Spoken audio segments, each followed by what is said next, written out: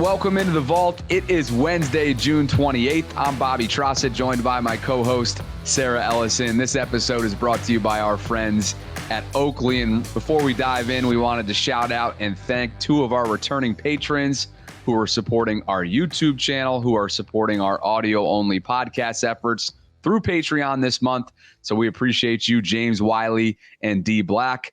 We'd also obviously love to hear from everyone. You can hit us up via email at any time at BaltimoreRavensVault@gmail.com. And if you're interested in getting more involved with the show, like we mentioned, a great way to do so is checking out our Patreon account by visiting patreon.com/RavensVault podcast. All right, we are closing out the month of June. We have a monthly mailbag that's going to be available next week, so we're looking forward to that. We have several special guests coming up.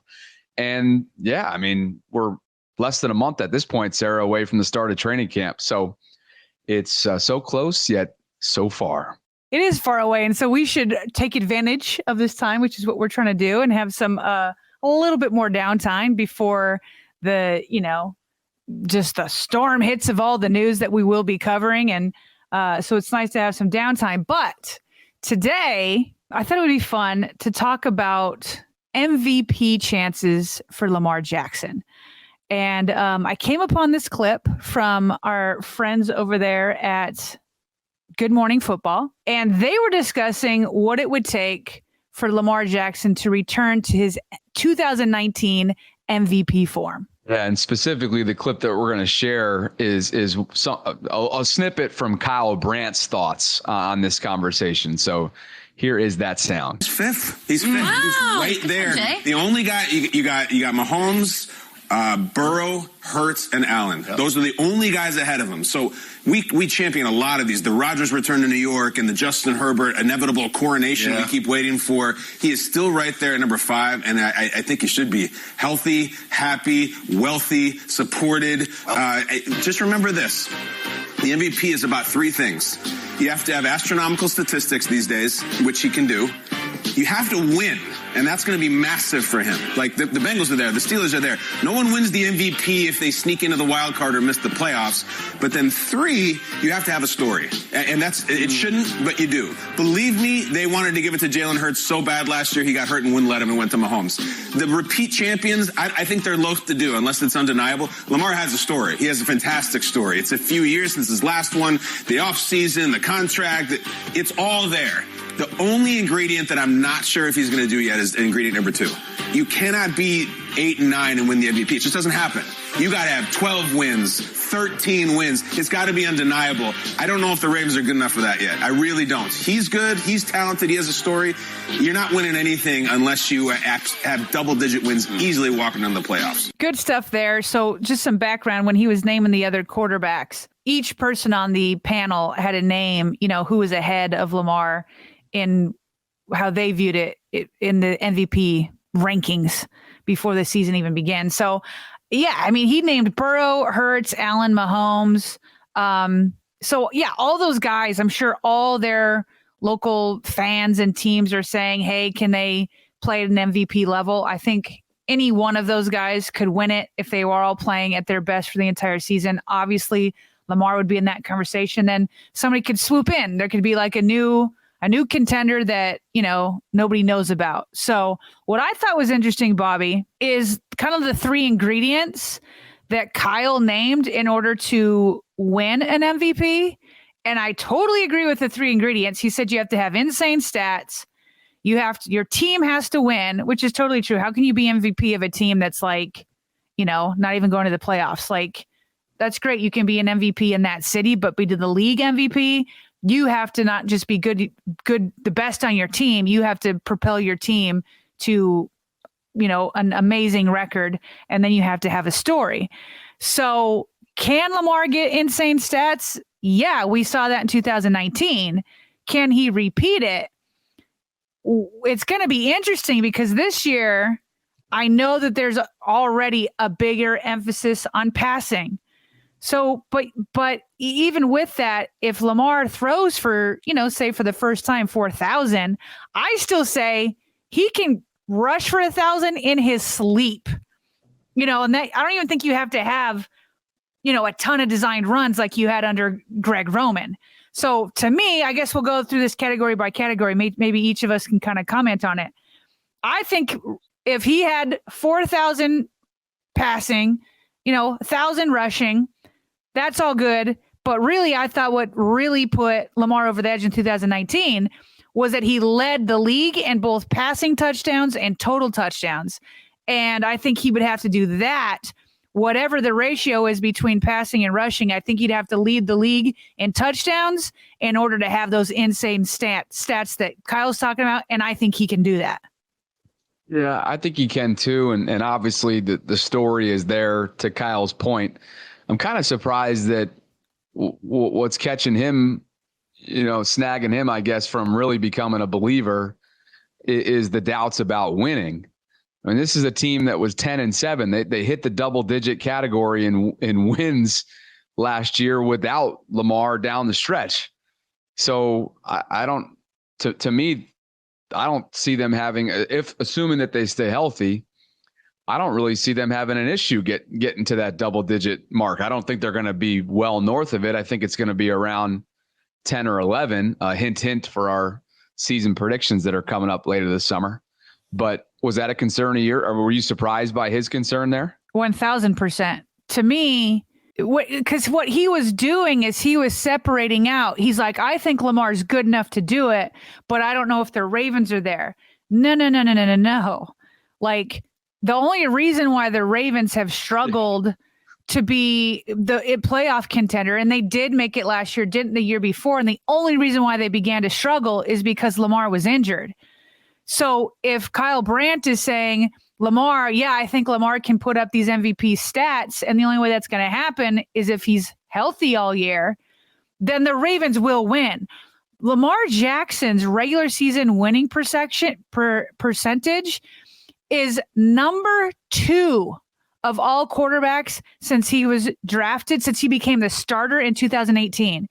He has won 73.8% of his regular season games. And we know that the MVP, the league MVP, that's a regular season award. That's not a playoff award. So obviously people ding Lamar for his playoff record, which right now is 1-3, but his regular season winning percentage is 73.8. The only person that beats that since Lamar became a starter was Mahomes, who's winning 79.7. I mean, both are off the charts. Mahomes is obviously another level. But yeah, that's bananas to me. If Lamar is playing and puts up insane stats like Kyle says he can do, and if he's healthy, the Ravens, like, the floor to me is 10 wins with Lamar being healthy. But to me, it's like I would feel pretty good about 11 or 12. Maybe more. Again, if he's putting up insane stats, then it could be 13. Remember, this is a 17 game season versus in 2009 they were still playing 16 games. So so that to me is not a concern to me. The Ravens have a roster. They have a roster right now. And they can even sustain some injuries and keep winning. The only injury that they cannot sustain is the injury to Lamar. It's one thing if he went ahead and cited like potential concerns like Colin Cowherd did last week. I know we covered that, here on the Vault about he just doubts that they're able to stay healthy this year because of what the last few seasons have been like in the health category. But he didn't even cite that. So yeah, I feel good about the story. I feel good about the wins. I guess if I have to pick, and that's kind of what you're setting up here, right? Like if we have to pick one category that is giving us hesitancy, I would probably go with the statistics. And that's not a knock against Lamar. We know he's capable. He's already been capable of lighting it up, statistically speaking, both, in the air and on the ground. But I think with all the, the different pieces that they now have to build this puzzle, this new Todd Monken puzzle, then you'd like to think that there will be, a good variety and a well-balanced, like we keep talking about this balance. Well, perhaps with that balance comes, a more balanced statistical sheet too. Right. I mean, maybe it's J.K. Dobbins goes off and, puts up 1,500 yards while Gus Edwards adds, another 800 or something, something crazy. So, yeah, I would say if you had to choose from those three, that would be the one. It's just so hard to recreate that. I do think the story is there where he's just like, again, if he's playing well, the story is, man, it really was that the Ravens didn't get him weapons, and now that he's got his weapons, he's been able to unlock this passing game that everybody said he didn't have, so that would definitely be a story. But to me, the real thing that would prevent Lamar from being an MVP is that he could have a phenomenal season, but if somebody else has an even more phenomenal season, you know what I mean? Yep, and so the year that he won it, he was neck and neck. I think it was like Russell Wilson that year. They were neck and neck for the longest time. And then down the stretch, Lamar pulled away. And so I don't know, could, Mahomes have another phenomenal year? Could Burrow have one? Could Hurts? I mean, you just never know who's going to get hot. And so to me, it's also like what could prevent it is just that you have respect for like Aaron Rodgers. That would be another story. Like, what if he goes off? He has a story that he just left the team that drafted him, that he led for all these years. And then what if he takes the Jets from a, terrible team to this, what if he puts up 11 wins and takes the Jets to the playoffs? Like that might even be a better story than Lamar. You know what I mean? So to me, that's like the thing I'm more like, I expect Lamar to play at an MVP level, but will somebody else just happen to outperform him in this year?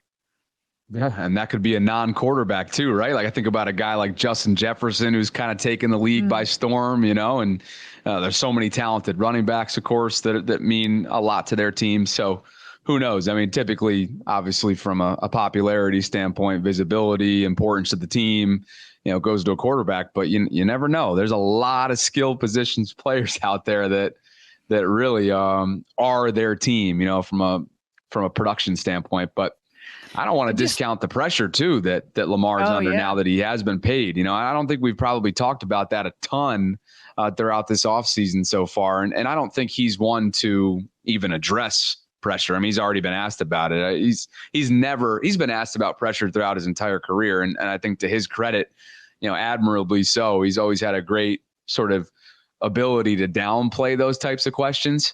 But that's got to be a factor. I mean, he is the highest paid at this moment in time. I don't know if that's going to be the case come September, but at this moment in time, from an average annual value sense, he is the highest paid player in the league. So, that's going to come with a different level of magnitude, a different level of scrutiny. Obviously, they're going to be all over prime time, including the London game, and there's going to be a lot of media hype every single week, week in and week out for all 18 weeks, 17 games.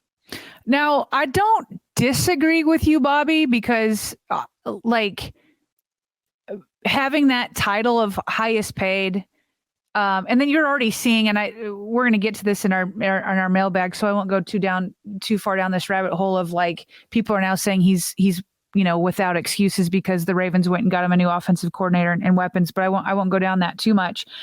So it's not that I disagree, but I think that the level of increased pressure with that title is different from, say, when Joe Flacco got that title, right? So Joe Flacco, during his era, Ravens fans would be complaining that national media never acknowledged the Ravens. It was rare, right? Every once in a while, maybe somebody would talk about Ray Lewis or Terrell Suggs, but it wasn't this constant media presence in Baltimore. And Joe Flacco was not a guy that got a lot of, media attention. And so he could stay under the radar.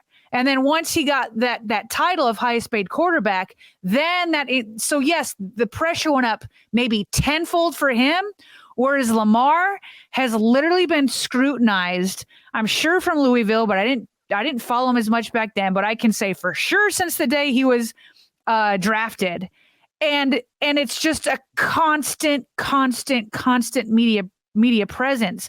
So to me, maybe maybe the narratives will change, but to me, I don't think that the pressure is like that much more than he's been dealing with his entire career.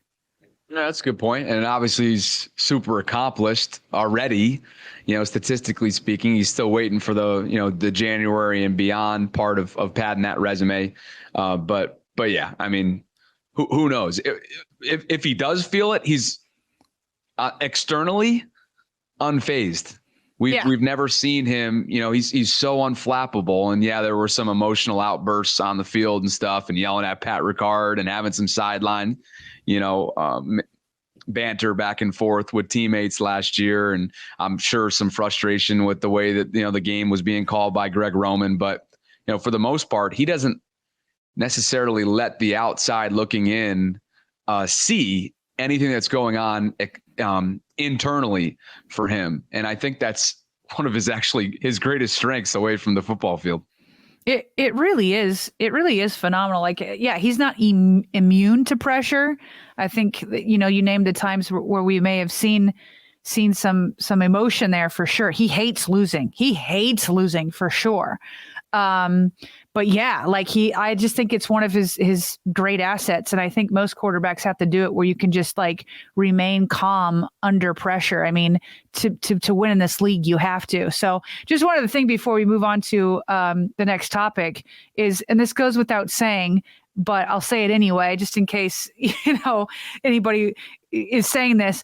Lamar would trade a league MVP for a Super Bowl MVP any day of the week. So adding another MVP, it sure would be a nice story, and it would be another great, accolade that he has. But by far, I know, because he said his focus is on winning every game that's in front of him, and then the playoffs. And his ultimate goal, which has been since 2018, was to win a Super Bowl.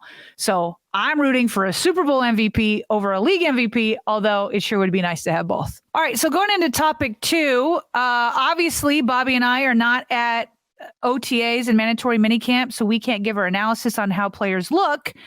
That said, ESPN reached out to all of its beat reporters and asked them, each beat reporter, to name one player who was a surprise offseason standout. Okay, so all 32 teams had this done. So obviously Jamison Hensley is the Ravens beat reporter. And the person that he chose that was most surprising to stand out as much as he did was wide receiver Nelson Agholor. So he said, Agholor is on his 4th team in 5 years, but he has made a strong impression in his first offseason with the Ravens. Nelly, as Lamar Jackson calls him, has repeatedly stood out, whether it's a long touchdown grab or a nifty grab on a back shoulder throw. Agholor is the clear-cut number 4 wide receiver in Baltimore, but he's making a case for having a bigger role in the passing game. All right, so that was Jamison, his words on what he's seen. Bobby, this isn't the first time we've seen people. I know that we've mentioned it here or there, but we haven't really dug deep into this. We've kind of mentioned it, I feel like, when reporters would put out their, here's a practice report, here's a practice highlight, we would see Agholor a lot. But what are your thoughts as you hear, Nelson Agholor is the surprise offseason standout? Oh yeah. Well, I look at some of his peers on this list, right? Like each beat reporter was tasked with, like you said, naming this surprise candidate. And so I don't know. I think we should all just proceed with caution, like the pads haven't come out and it's late June and Nelson's been around the block. I feel like we were talking about this before we went on the air, and he's experienced and he's capitalizing on an opportunity right now where not all wide receivers, in Baltimore have been available so far. And so I just I acknowledge it. I recognize it, and I'm hopeful that he can be, a reliable veteran for this team, one that is essentially an extension of what Demarcus Robinson provided them last year.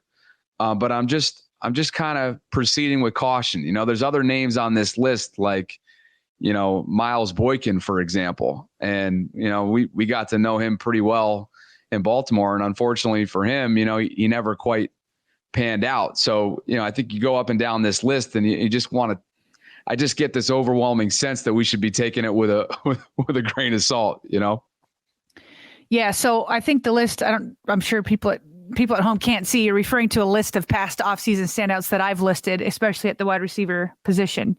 And I think that's exactly the exact point. Is the reason why, or at least one of the reasons why, Nelson Aguilar is standing out right now is because he's getting all the opportunities. OBJ really didn't practice. Rashad Bateman's been injured. Zay Flowers is a rookie just trying to get his feet under him. And so then you've got Nelson Aguilar, who's a former first-round pick. He's been around the block. So, of course, with those opportunities, he's going to stand out. Now, here's a list of past guys that were like these OTA and mandatory minicamp superstars, especially at wide receiver. And there were so many years early in my career that I would be buying into it. Okay. Let's see if I'm sure some of our listeners remember some of this. Deontay Thompson. I remember people being like, oh my gosh, this guy's doing great. More recently, James Prochet, I think after his rookie year. Hey, he's looking good. Tandon Doss. Tandon Doss was the guy who was supposed to replace Anquan Bolden.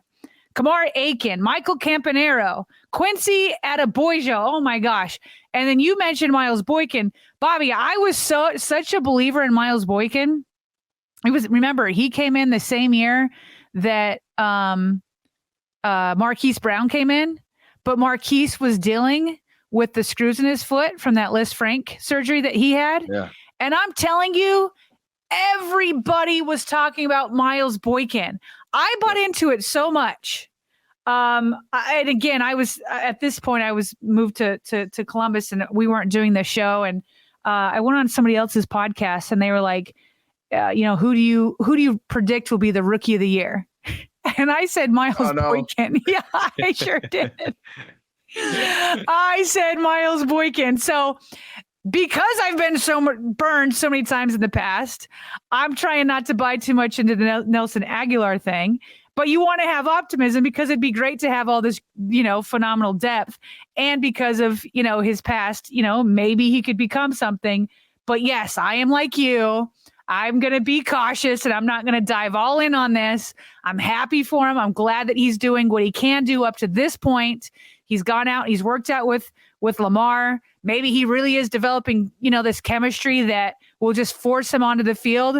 But I'm going to take it a day at a time. Let's see if this continues in training camp, preseason, and then let's see what kind of opportunities he gets once the season starts. The Vault is sponsored by Oakley. Express your style and build a look that's made for you. And I know for me, I've been rocking the Prism Black polarized lenses this summer, and I'm loving them so far. Oakley's changing the game, and it's time to discover a whole new world of possibilities. Do you run? Do you golf? Maybe you train, or perhaps you just want to look like Lamar Jackson. If any of the above is true, you got to get yourself a pair of Oakleys today. Suited for everyday eyewear with frames and lenses allowing for an extension of self. Really, it's an expression of your personality. There's more than meets the eye. And here on The Vault, we're all about look good, feel good, perform good. And that's why Oakley is the perfect partner for us. And hey, since it's officially summer, you may want to upgrade your sunglasses game right now. So go visit Oakley.com to find yourself a pair today. Oakley offers Prism Lens technology, which is a proprietary technology to Oakley and available for everyday settings as well. If you're interested in learning more, head on over to Oakley.com and do your own research. And while you're there, get yourself a pair of everyday glasses that'll be sure to change your look for the better. When you wear Oakley, there really is more than meets the eye, but don't just trust Sarah and I. Try for yourself. I've worn a lot of sunglasses brands in my life, and I can confidently say that Oakley's not only the best looking, but the best quality out there. So head on over to Oakley.com for more information today. He's doing what he's supposed to do, right? He's a pro. The guy's been around the block. So in every wide receiver room, needs somebody like Nelly. I guess that's what we're calling him now. I actually hadn't caught that yet. That's kind of funny. Lamar's got that sneaky like chemistry and camaraderie with his teammates. That's not necessarily, again, all that's kind of like internal stuff too. You know, the way that he team builds and stuff, which is not like, it's not outwardly facing. I kind of like the way he does that behind the closed doors. But yeah, every team needs, you know, a reliable vet like Nelson. And yeah, like Jameson mentioned, he's been around a little bit. You know, he's kind of hopped from team to team over the last 4 or 5 years. But hey, see if he can find a home at least for one season, you know, in Baltimore. They've had these guys for years now, you know, whether it was Sammy Watkins or Deshaun Jackson or Demarcus Robinson or Seth Roberts or Des Bryant for a cup of coffee. I mean, you go up and we all know we've covered this, you know, extensively, but yeah, I think it's an interesting conversation and one that I'm looking forward to really kind of diving into and taking more seriously, let's say in a month when the pads are out and it's hot and you know, the installs are happening and you know, they're going up against the first teamers and yeah, I'll be ready for it then for sure. All right, let's move on to these mean tweets, Bobby. The Ravens production team. Listen, they took, okay, I guess you can dub them mean tweets, but the Ravens, so basically the Ravens production crew, they bring mean tweets to players. I'm sure they filmed this during mandatory minicamp and had the players read the mean tweets that were said about them. And so obviously they took it a little bit easy. These aren't definitely not the meanest tweets that we've seen about these guys, but a couple of these made me chuckle. Oh yeah. Yeah. Like they said, they kept the receipts. You know, it's one of my favorite phrases too. We keep the receipts around here. The Ravens productions crew does as well. And here's how it sounded. Andrews looks exactly like someone named Mark Andrews. That is all. Well, my name is Mark Andrews, Matt. So thank you.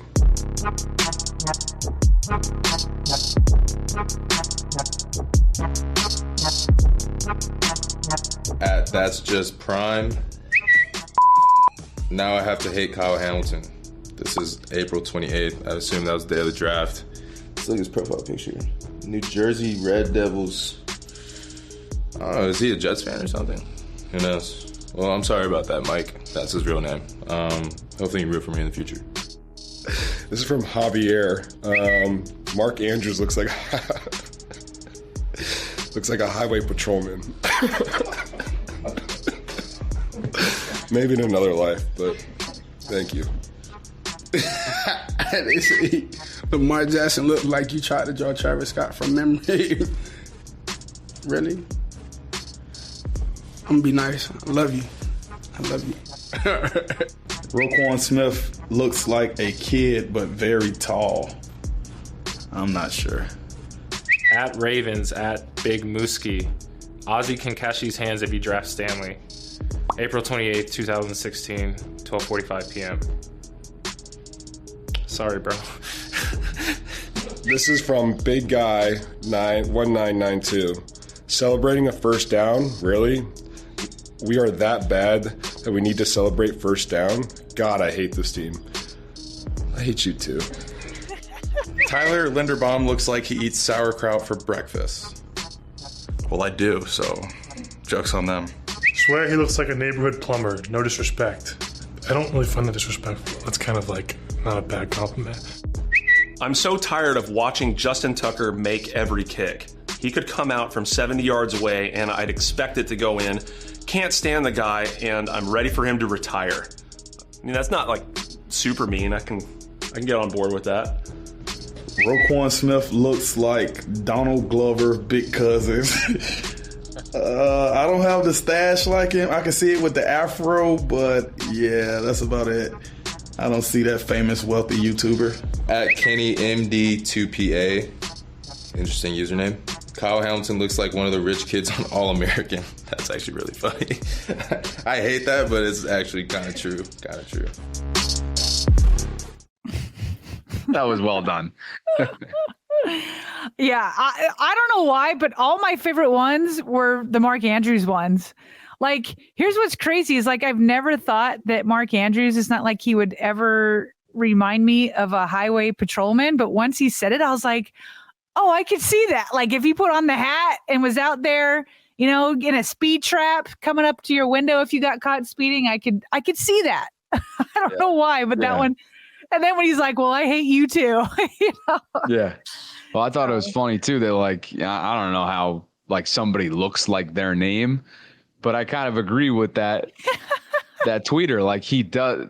Mark kind of looks like a Mark Andrews, you know, he's a big burly dude, facial hair, you know, clean crew cut. I don't know why, but yeah, he looks like a Mark Andrews. Yeah, no, I get that. I remember I had a friend growing up. Her dad's name was George. And I was like, that's so weird. He doesn't look like a George. He looks like a Brad. You know what I mean? So I mean, there's just times that you don't look like your name and sometimes you just hit it perfectly. So I thought that was well done. Love getting Tyler Linderbaum in there, right? Like he doesn't want to play this game. Come on, just read the flashcard, Tyler, please. Yeah, I do eat sauerkraut. I knew that's exactly where that was going. Oh, for sure. All right. So before we jump, and man, it's just always hard to properly transition into sharing news like this, which is just straight up tragic. But, you know, Sarah, we both texted each other right after this broke on what I guess it was a Tuesday evening. But former Ravens quarterback Ryan Mallett, who was in Baltimore from 2015 to 2017, he recently drowned and lost his life at 35. And it's just one of those things where you have to double take the Twitter to make sure it's a verified account. You know, you have to double take the notification news item that to actually think something like this is real. And terrible news about a guy who had a ton of success in college, had a good solid career in the NFL, and bounced around to a bunch of different organizations, all of whom have put out their, you know, outpouring statements, heartfelt statements since this news was released. But, you know, hard not to truly just think about Ryan's loved ones and family and during this time. Yeah, so just to read the Ravens statement on it, the Ravens said this: "We are saddened to learn of Ryan Mallett's passing. Ryan was a tremendous person and a loyal teammate. He had an infectious personality, and throughout his time as a Raven, Ryan's charisma and joy for being around the team were consistently on display. Our heartfelt condolences are with the Mallett family during this difficult time." And, you know, we do the same. I know, Bobby and I do the same, you know, give our thoughts and prayers out to Ryan Mallett's family. And when I read it, it's just killer. I mean, it's just, you know, you're at the beach and probably having, you know, a good time. And it's just, you know, 35. He's recently been coaching a high school team in Arkansas. So I'm sure this is like heartbreaking for the team also. And, you know, I distinctly remember the conditions under which Ryan Mallett came to the Ravens, because it was kind of a last minute thing. That was the year that Joe Flacco tore his ACL, 2015, middle of the season. And then his backup, who at the time was Matt Schaub, he also suffered an injury right after Joe Flacco. So it was just like boom, boom. And, you know, obviously Ravens fans are like, we can't catch a break here. So then the Ravens, Mallett had just been released by the Texans, I believe, just kind of mid-season. And so last minute they bring him in, and then one of those December cold games against Pittsburgh, he's coming in out of nowhere, and he led the Ravens to an upset victory over the Steelers. It was massive. And then the following week, even though the Ravens didn't win, he put up his career best. He put up a career high of almost 300 yards passing. But yeah, he was like instantly a legend in Baltimore because he came in and beat the Steelers in a December game when, you know, the two quarterbacks in front went down to injury. So I know that when friends and family of mine have passed, we try to focus on celebrating their great moments. And so that's why I bring that one up. He was just the hero of the day. And And he was great. He was a great backup to Joe Flacco for 2 years after that. He continued to be the backup until the Ravens drafted Lamar Jackson in 2018. And so, as I said, we send our best to his family, our thoughts and our prayers, and we hope that they can overcome what has just got to be a nightmare day for them. Yeah, I know, speaking to the college football world, I've kind of scrolled on a lot of tweets and a lot of tributes, and, a lot of folks see him and view him as, or at least at one point, in Arkansas history, or, maybe they feel this way, that he was the best quarterback to ever come out of Arkansas. So this dude was, a competitor, a gunslinger, and someone that, I don't even really know Ryan, his story all that well, Sarah, but anybody who after an NFL career, and we know that so much fortune comes with being an NFL quarterback. You don't even have to be a starter, right? You can bounce around the league as a backup and have a great life and make a great living for you and your family. And so for him to be essentially giving back to the Arkansas community as a high school football coach, pretty much tells you all you need to know about this guy's heart. So our hearts are absolutely with the Mallett family and his loved ones and his family throughout what has to just be, unspeakable times. So we wanted to make sure that we ended with that. Rest in peace to Ryan Mallett. And with that, we have about halfway through another week, Sarah, getting ready for, of course, July 4th. We have a bunch of different interviews that are going to be coming up.